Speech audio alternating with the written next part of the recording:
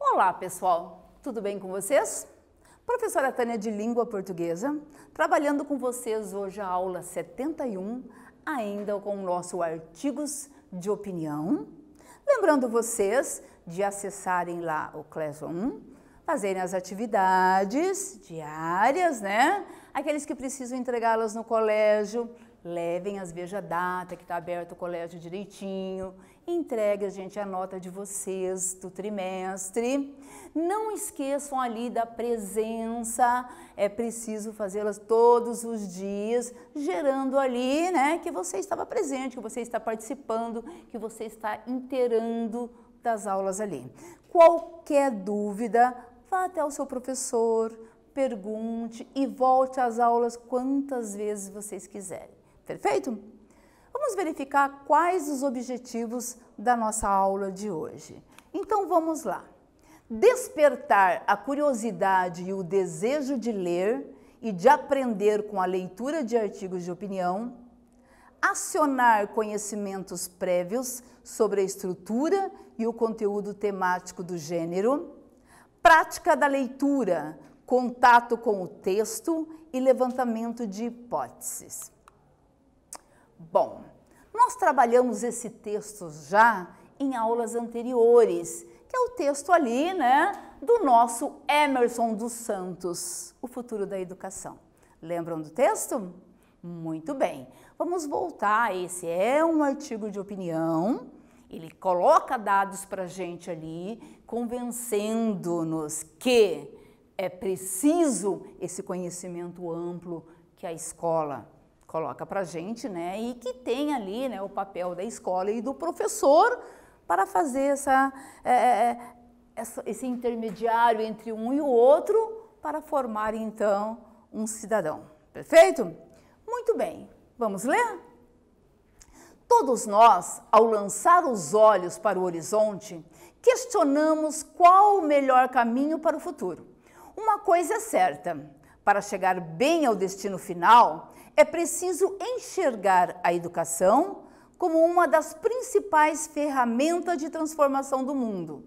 Aprender deve ser o ponto de partida de qualquer pessoa que busca realização e sucesso numa sociedade cada vez mais exigente e dinâmica.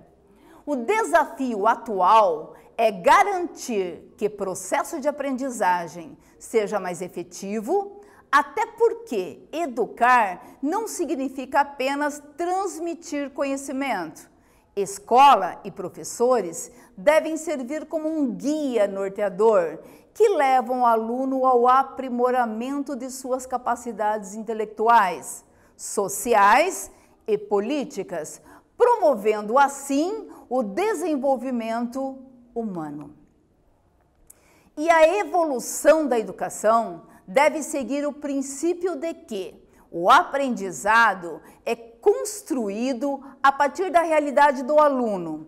O interacionismo valoriza a bagagem que cada indivíduo traz de seu cotidiano e a partir da percepção da realidade que ele já possui. Estimula a busca do conhecimento. Emerson dos Santos é diretor-geral de um grupo educacional brasileiro. Olha que interessante, já sei quem é ele e já sei que ele sabe do que ele está falando, né? Isso é muito precioso. Muito bem, vamos pensar um pouquinho sobre o nosso texto? Então lá, em relação ao artigo de opinião, O Futuro da Educação, responda: quais argumentos convenceram ou influenciaram você? Explique. Você discorda dos argumentos apresentados? Então veja, você vai buscar ali os argumentos no texto do Emerson, certo? Vai verificar se esses argumentos convenceram você do que ele está falando ali, né, da tese, e a partir disso, então, dar o seu parecer comum nos exercícios. Agora é com vocês.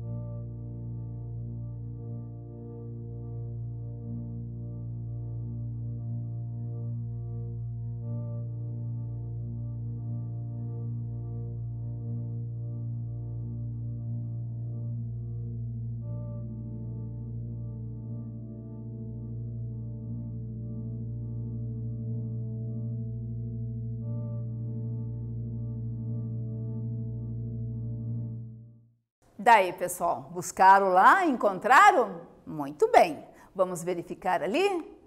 Então lá, em relação ao artigo de opinião, o futuro da educação, responda. Quais argumentos convenceram ou influenciaram você? Explique. Possibilidade de resposta, né? Então veja ali. Que a educação é uma das principais ferramentas de transformação do mundo. Que por meio da educação garantimos nosso desenvolvimento social, econômico e cultural, né? Claro, gente, a educação é o primórdio, né? Então nós precisamos dela. Sem ela fica tudo difícil, tudo complicado. Nós estamos inseridos nesse mundo. Nós somos o quê? Sujeitos políticos. Então precisamos, né, estar presente em tudo. Em relação ao artigo de opinião, o futuro da educação, responda. De quais argumentos você discorda? Bom, cada um ali tem o seu posicionamento. Eu, professora Tânia, eu não discordo de nenhum deles, porque sem dúvida nenhuma, né? Então, como foi colocado, pois todos os argumentos citados no texto indicam que a educação é essencial em todas as áreas da nossa vida. Então, eu não acredito que sem educação nós conseguimos chegar lá no topo de alguma coisa, não é verdade? Por quê? Porque nós não vamos saber argumentar, nós não sabemos falar sobre nada, nós vamos estar o quê? Fora desse contexto, desse mundo ali. Quando alguém falar sobre um determinado assunto, não sei sobre o que está falando, não sei ler. Ah, tem lá um livro belíssimo, não sei o que está contido ali dentro. Ah, tem a biografia. Não, eu não sei o que é uma biografia. Então, veja, o quanto é preciso o conhecimento, ok? Continuando lá. O interacionismo valoriza a bagagem que cada indivíduo traz de seu cotidiano. Interacionismo, interação entre o indivíduo e a cultura. Para Vygotsky, é fundamental que o indivíduo se insira em determinado meio cultural para que aconteçam mudanças no seu desenvolvimento. Então, ele diz ali que é importante estarmos, sim, né, num meio de aprendizagem. E com a interação de um e outro, nós chegamos ao conhecimento. É muito mais fácil, né? Então, vamos lá. Quiz.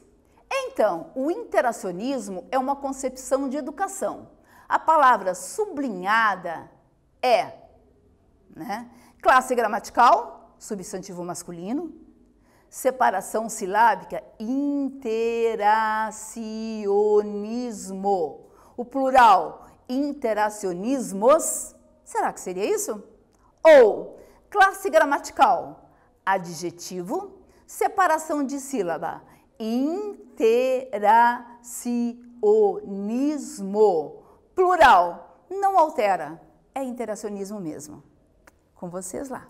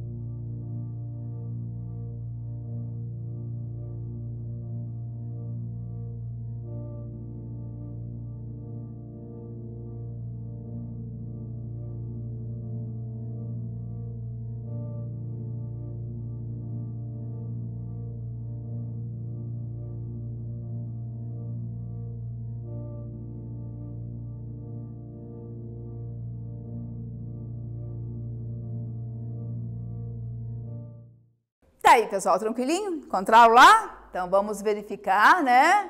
Muito bem. A palavra interacionismo, a classe gramatical é um substantivo. Está dando nome a alguma coisa, né? Masculino, porque é o interacionismo, tá ali do ladinho um artigo, né? Artigo masculino no singular. Separação silábica, interacionismo. Confere, e o plural, acrescentamos então a partícula S, interacionismos. Muito bem, tranquilinhos ali. Continuando então, o futuro da educação, atividade 2. Por Emerson dos Santos, 25/5/2017, todos nós, ao lançar os olhos para o horizonte, questionamos qual o melhor caminho para o futuro. Emerson dos Santos é diretor-geral de um grupo educacional brasileiro. A atividade pede para a gente: quem assina o texto? O futuro da educação? O que o legitima de escrever sobre a educação? Explique. Facinho, né? Só pegar lá.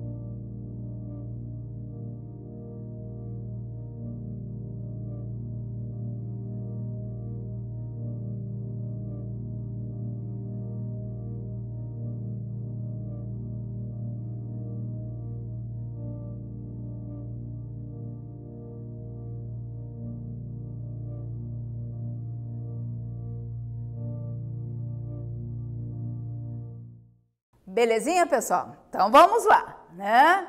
Ali, quem assina o texto O Futuro da Educação? Emerson dos Santos. Tá lá o nome lá. O que o legitima a escrever sobre a educação? explique. Logo abaixo do texto, nós verificamos lá, né, que ele é diretor-geral de um grupo educacional. Quer dizer, ele tem conhecimento do que ele fala. Ele sabe o que está falando, não é verdade? Então, um artigo de opinião lá. Lá, o que é opinar? O que essa palavrinha remete a vocês? Opinar, né? Então, vamos lá. Nós temos ali o desenhozinho, né? Então, ali o pessoal está meio discutindo sobre uma situação, problema. Um diz isso, outro diz aquilo. Muito bem, né? Diríamos lá, atividade número 3. Qual deles está com a razão?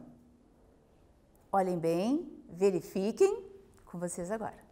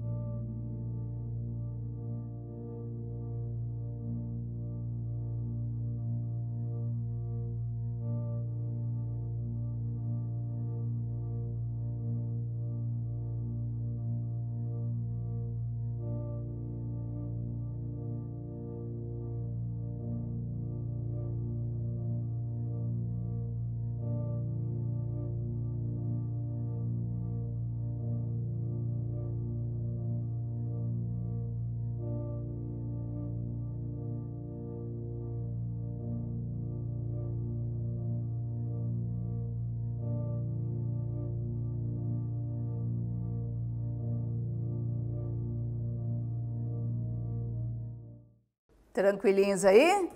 Muito bem, né? Então, verificamos ali. Qual deles está com a razão? O objeto pode ser o número 6 ou 9, a depender do ponto de vista. Por isso, não podemos dizer que um ou outro homem esteja errado. Na verdade, estão vendo o mesmo objeto, mas com diferentes pontos de vista. Então, veja, não tem nenhum certo nem um errado. Depende ali a posição de que se vê o objeto. Assim, é um determinado assunto, né? Não tem, você está errado o que você está falando. Não, não. Olha, o meu convence mais por causa disso, mas não que o teu esteja errado, ok? Vamos fazer um quiz? Lá. Segundo a análise que fizemos do texto, o que significa opinar? É defender um ponto de vista? É apontar defeitos, depreciar, censurar alguém ou alguma coisa? Com vocês lá.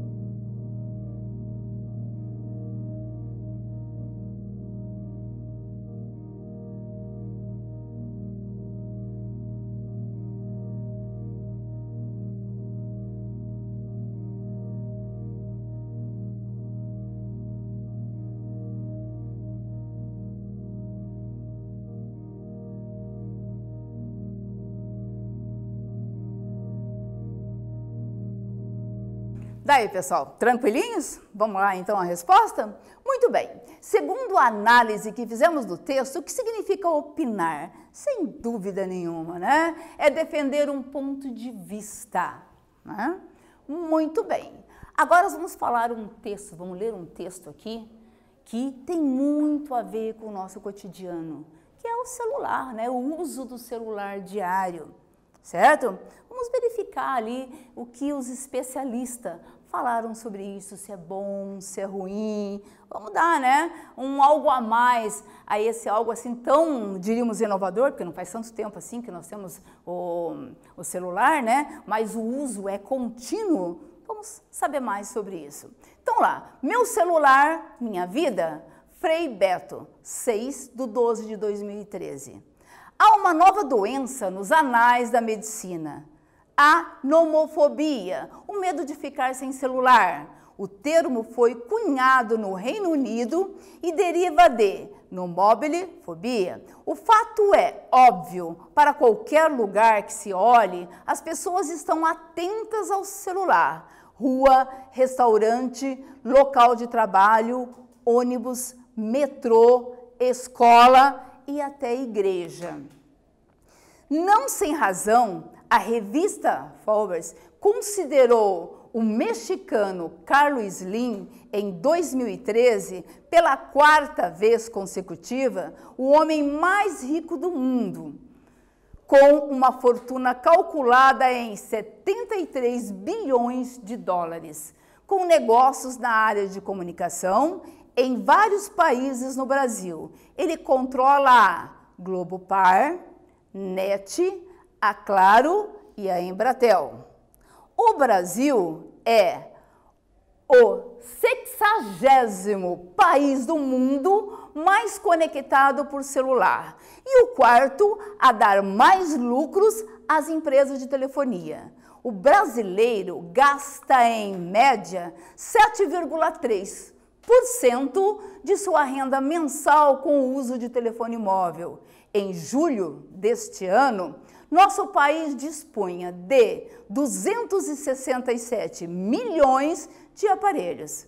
Essa fissura de manter o celular ligado o tempo todo e manter-se ligado ao celular todo o tempo, até na hora de dormir, se explica pela hipnose coletiva gerada pelas redes sociais.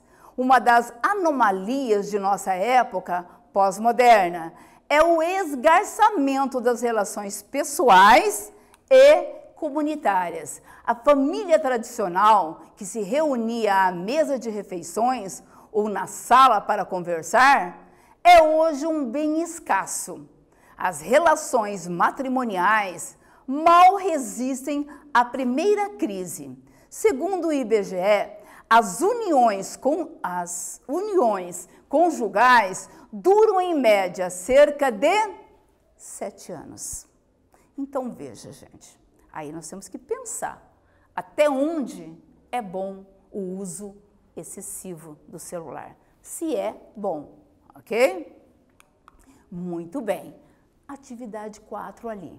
Como vimos, um artigo de opinião organiza-se em torno de uma tese, isto é, uma ideia central que o autor visa a defender sustentando-se em argumentos. No texto lido, qual é a tese defendida? O que ele coloca para nós ali, né? Então, busquem lá com vocês.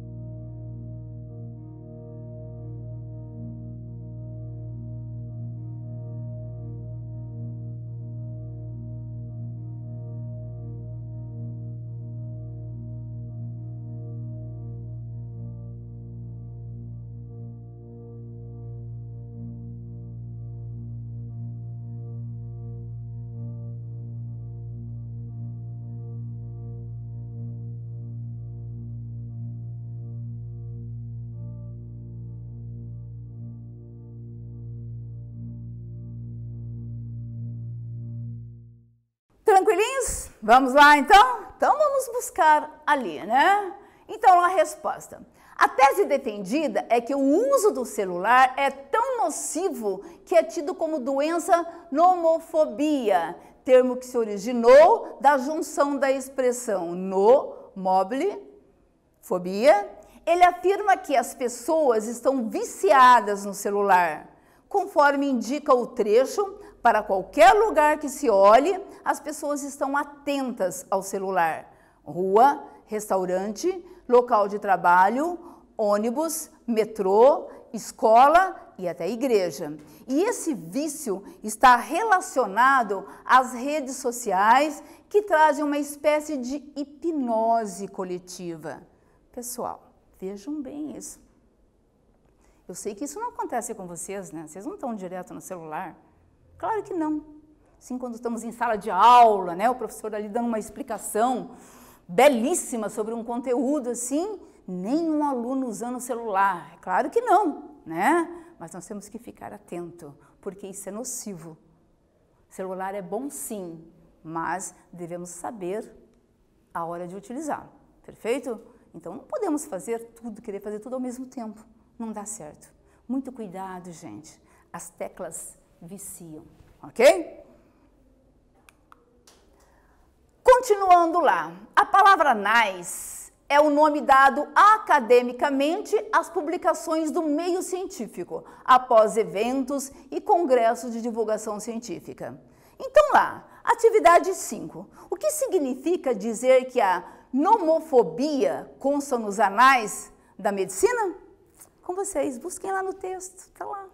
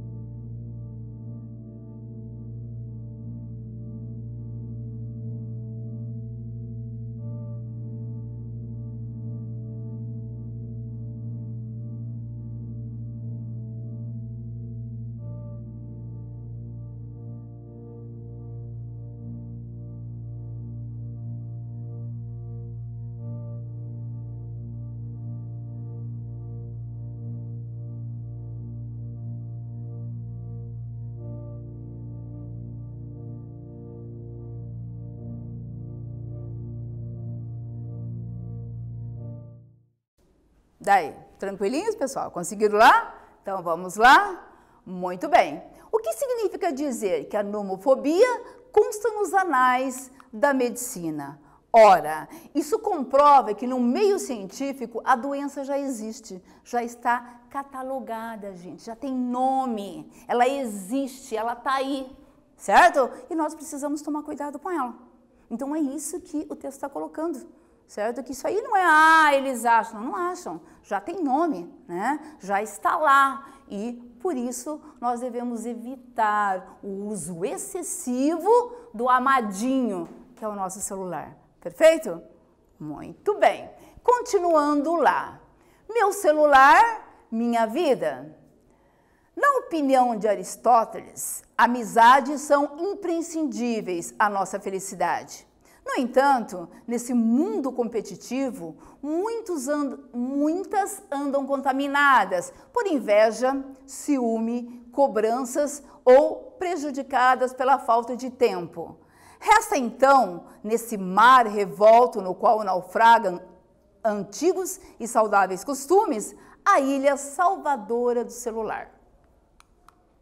O aparelho corresponde muito bem às contradições da pós-modernidade.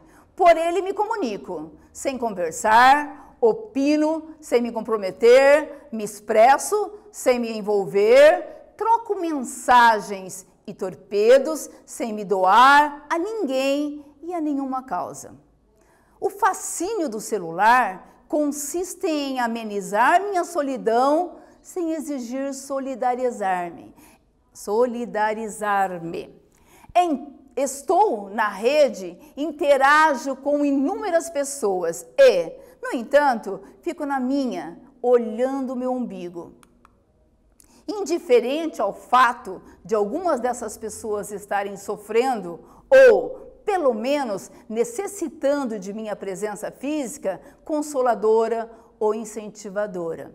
O celular faz de mim, Clark Kent, um super-homem. Eu, a quem quase ninguém presta atenção. Agora gozo de um público multimídia ligado no que expresso. Em contrapartida, o celular me rouba tempo de leituras, de trabalho, de convivência familiar e com amigos. Que coisa, né, gente? Então veja. Terminando a aulinha, volte, leia o texto de novo. Reflitam sobre o seu uso diário, né? Fala, nossa, será que eu sou assim? Será que isso está acontecendo comigo? Como é que está o meu convívio familiar? Como é que está a minha relação com os meus pais? Eu estou falando pouco porque estou no celular ou não? Eu estou deixando de fazer as minhas atividades porque eu estou no celular ou não, não é verdade? Então veja, quanta responsabilidade nossa com as nossas coisas. E às vezes tem um probleminha ali que a gente consegue corrigir. E um dos é o uso excessivo do celular.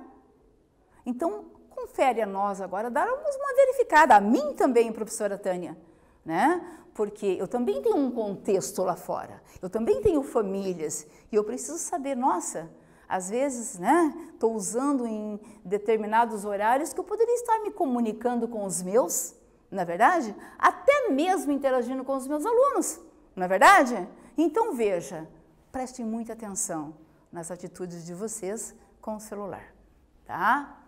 Muito bem, continuando ali, atividade 6. Para sustentar a sua tese, o autor explica que o uso excessivo do celular interfere em vários tipos de relações das pessoas. Quais os exemplos que ele usa? Acabamos, né? Falar alguns aqui. Tudo bem? Com vocês.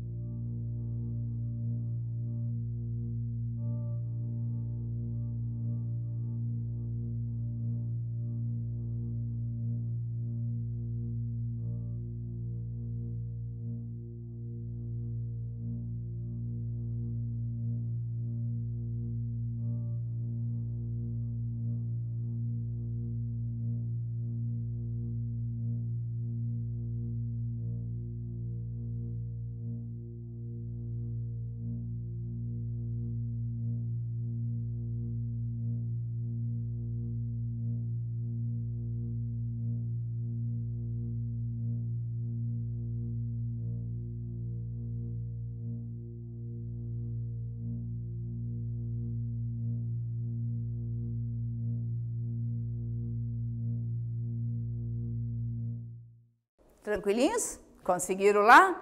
Ou estão pensando aí no uso de vocês? Não podemos deixar as lições, né? Então vamos lá. Para sustentar a sua tese, o autor explica que o uso excessivo do celular interfere em vários tipos de relações das pessoas. Quais os exemplos que ele usa? Ele usa como exemplo o esgarçamento das relações pessoais e comunitárias, famílias tradicionais que não se reúnem mais nos momentos de refeições, uniões conjugais que acabam, indiferença ao sofrimento alheio, roubo de tempo que poderia ser destinado a leituras, ao trabalho, à convivência familiar. Vocês já pensaram quanto tempo, às vezes, uma pessoa demora num celular conversando com uma outra pessoa, que às vezes o assunto não é assim tão importante e às vezes alguém está precisando da gente, não é verdade? Às vezes até pessoa em casa, pessoa assim do nosso dia a dia, ali no meio, no contexto familiar, e nós estamos ali, não é verdade? Então veja, gente, nós precisamos ficar atentos ao que nós fazemos na nossa vida, não é verdade? Muito bem. O que estudamos hoje? Que a compreensão de um texto argumentativo se sustenta em torno de uma tese, a qual revela o posicionamento do autor diante de um tema polêmico, isto é, que divide opiniões. Agora eu pergunto para vocês pensarem assim rapidinho, o uso do celular excessivo é um tema polêmico? Pensando ali vocês, isso traz benefícios ou malefícios? Eu estou falando do excesso, certo? O que isso prejudica na nossa vida? Será que atrasa? Veja, eu não poderia, em vez de estar ali batendo um papo sem muita importância, não poderia estar lendo um livro, verificando ali uma bela poesia, não é verdade? Verificando um conto, ou até mesmo uma outra coisa que, na verdade, enriqueça a minha argumentação. Será que o celular, ele dá conta disso, da minha argumentação? Será que ele não vai podar muito, porque eu fico tão ligado só nas teclas, na hora que eu tenho que falar, eu não tenho palavras, eu não sei mais. Porque as pessoas estão falando tão pouco ultimamente, que na hora que ela tem que falar, falta palavras. Você entendeu? Eu não sei como dizer, não é verdade? Então, eu espero, gente, que tenham gostado da aula hoje e, fiquem atentos. Um abraço.